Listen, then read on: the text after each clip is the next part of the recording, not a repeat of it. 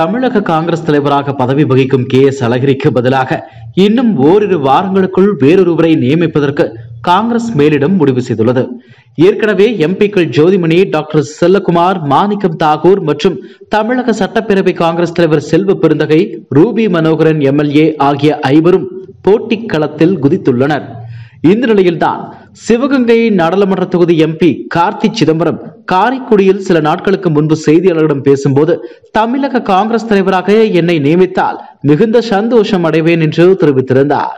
அதற்கேற்ப டெல்லியில் மேலிட தலைவர்களை சைலண்டாக சந்தித்து அதற்கான காய் நகர்த்தல்களை அவர் தொடங்கியும் விட்டார்.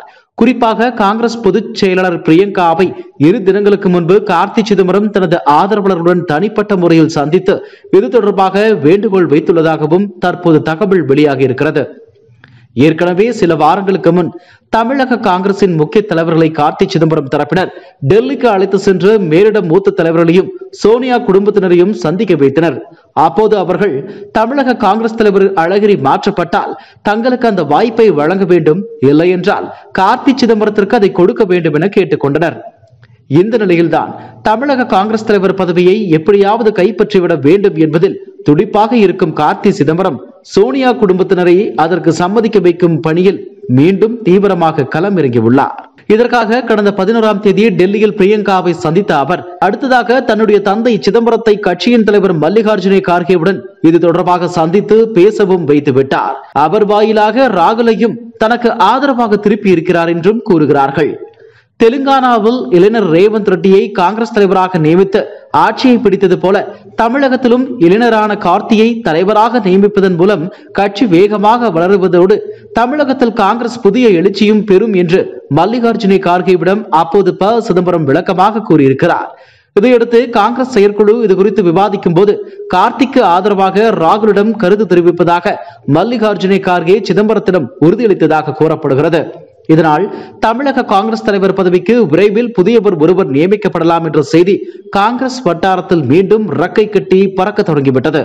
அதே நேரம் தமிழக காங்கிரஸ் தலைவர் பதவியை ஒருபோதும் கார்த்தி சிதம்பரத்திற்கு சோனியாவும் ராகுலும் கொடுத்துவிடக் கூடாது என்று EVKS Elangovan, Peter Alphonse, KV Thangabalu, Selva Perunthagai MLA ஆகியோர் போர்க்கொடி உயர்த்தியிருப்பதாக கூறப்படுகிறது. அவர்கள் கூறுவது இதுதான்: கார்த்தி சிதம்பரம் எம்பியை தெலுங்கானா முதலமைச்சர் ரேவந்த் ரெட்டிக்கு இணையாக கூறுவதை ஒருபோதும் ஏற்றுக்கொள்ள முடியாது. அந்த மாநிலத்தில் காங்கிரஸ் வலிமையான எதிர்க்கட்சியாக இருந்தது. சந்திரசேகர ராவ் ஆட்சியில் நடந்த ஊழல்களும் காங்கிரஸ் ஆட்சியை கைப்பற்ற சாதகமாக அமைந்தது. ரேவந்த் ரெட்டியும் கடுமையாக உழைத்தார், அதனால் பலன் கிடைத்தது. ஆனால் தமிழகத்தில் அது போன்ற ஒரு சூழல் நிலவவே இல்லை.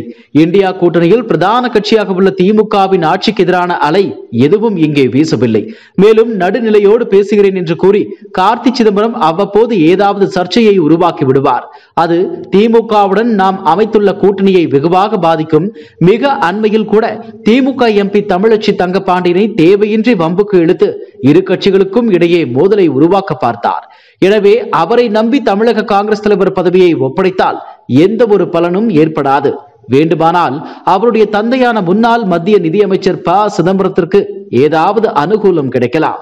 இப்படி தமிழக காங்கிரசுக்குள்ளேயே கார்த்தி சிதம்பரத்திற்கு பலமான எதிர்ப்பு வலுத்திருக்கிறது.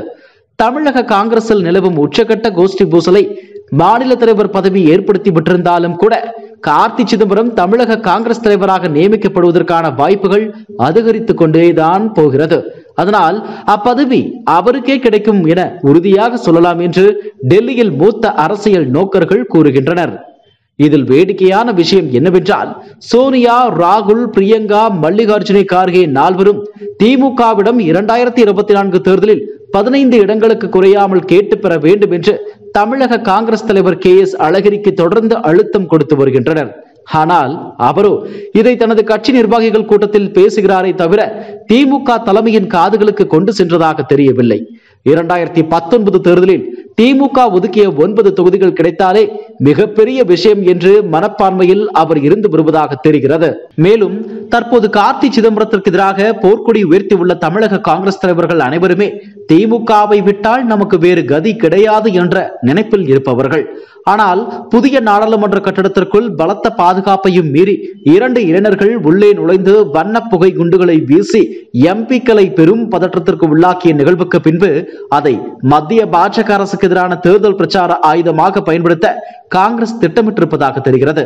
ஆனால் இது இந்தியா கூட்டணிக்கு எந்த அளவுக்கு கை கொடுக்கும் என்பதை இப்போதே உறுதியாக கூற இயலாது.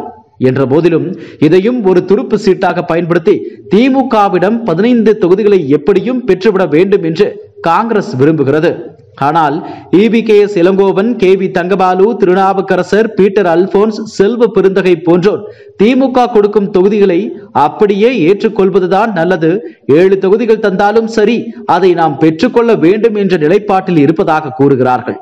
ஆனால் திமுகவுடனேயே தொடர்ந்து மென்மையான சமரச போக்கை கடைபிடித்தால் எதிர்காலத்தில் தமிழகத்தில் காங்கிரஸ் கட்சியே இல்லாத நிலை உருவாகிவிடக்கூடும் என்று டெல்லி தலைமை அஞ்சுகிறது. அதனால் திமுக அரசு என்ன செய்தாலும் அதை அப்படியே ஆதரித்து விடாமல் அதில் உள்ள நிறை குறைகளை சுட்டி காட்டினால்தான் தமிழகத்தில் காங்கிரஸ் எழுச்சி பெறும் நிலை உருவாகும் என்று சோனியா, ராகுல், பிரியங்கா மூவரும் உறுதியாக நம்புகின்றனர். இதனால் நடுநிலையாக சிந்தித்து துணிச்சலாக கருத்து தெரிவிக்கும் கார்த்தி சிதம்பரம் தமிழக காங்கிரஸ் தலைவராக நியமிக்கப்படுவதற்கான வாய்ப்புகளே அதிகம் என்று அந்த அரசியல் நோக்கர்கள் கூறுகிறார்கள். தமிழக காங்கிரஸில் இனி அடுத்து என்ன நடக்கும் என்பதை பொறுத்திருந்துதான் பார்க்க வேண்டும். இதுபோன்ற செய்திகளை மேலும் தெரிந்து கொள்ள எங்களது யூடியூப், Facebook மற்றும் Twitter ஆப்களை சப்ஸ்கிரைப் செய்யவும்.